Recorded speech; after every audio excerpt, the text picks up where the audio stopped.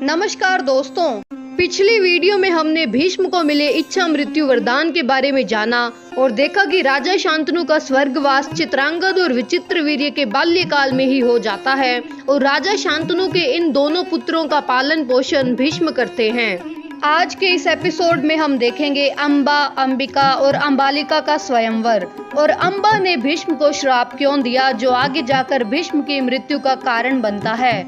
आइए जानते हैं। पितामह भीष्म ने चित्रांगद के बड़े होते ही उसे राजगद्दी पर बिठा दिया, लेकिन कुछ ही समय बाद गंधर्वों के साथ युद्ध के दौरान चित्रांगद अपने ही नाम के एक गंधर्व के हाथों मारा गया।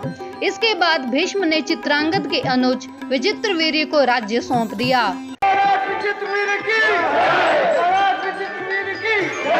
माता सत्यवती को अब अपने पुत्र विचित्रवीर्य के विवाह की चिंता होने लगी। उन्होंने भीष्म से विचित्रवीर्य के विवाह के विषय में कहा, भीष्म, क्या अब वो समय नहीं आ गया कि विचित्रवीर्य का विवाह हो जाए और वो कुरु वंशावली में अपना योगदान दे? उन्हीं दिनों काशीराज की 3 कन्याओं अंबा, अंबिका और अंबालिका का स्वयंवर होने वाला था, तो भीष्म काशीराज के निमंत्रण का इंतजार कर रहे थे, लेकिन काशी नरेश ने उन्हें निमंत्रण नहीं दिया, क्योंकि राजा शांतनु ने जब भीष्म छोटे थे तब काशी नरेश की बहन के रिश्ते को हंसी में टाल दिया था। इसलिए इस अपमान का बदला लेने के लिए काशी नरेश कहते हैं, हस्तिनापुर वालों को कदापि आमंत्रित न किया जाए, ये मेरी आज्ञा है। जब इस बात का पता भीष्म को लगता है तो वो कहते हैं, ये कुरुवंश का घोर अपमान है और मैं कुरुवंश का अपमान कभी सहन नहीं कर सकता।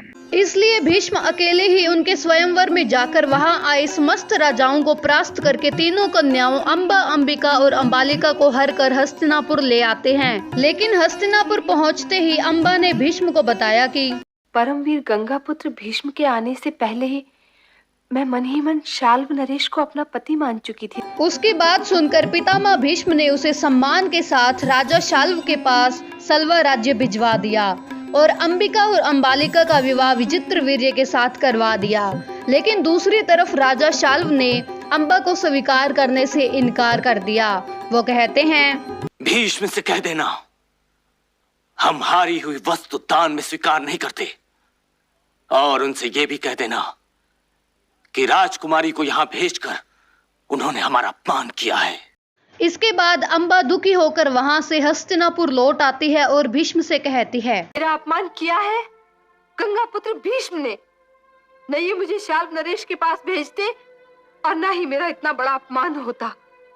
इसलिए गंगापुत्र भीष्म को आदेश हो कि ये अपने क्षत्रिय धर्म का पालन करते हुए मुझे अपनी पत्नी के रूप में स्वीकार करें। परंतु भीष्म ने अपनी प्रतिज्ञा के कारण उसके अनुरोध को स्वीकार नहीं किया। तो अंबा भरे दरबार में ये प्रतिज्ञा लेती है और कहती है कि आज इसी कुरु राज दरबार में हस्तिनापुर नरेश को साक्षी मानते हुए मैं भी प्रतिज्ञाबद्ध होती हूँ। गंगापुत्र भीष्म, मैं तुम्हें अपने अपमान के लिए कभी क्षमा नहीं करूंगी, चाहे इसके लिए मुझे जन्म पर जन्म क्यों न लेने पड़े। तुम्हारी मृत्यु का कारण बनकर मैं अपने इस अपमान का बदला अवश्य लूंगी।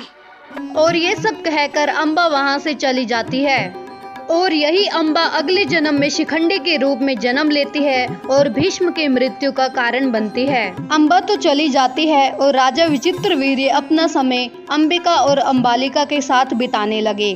लेकिन कुछ समय बाद विचित्रवीर्य एक बीमारी के कारण निसंतान ही चल बसे।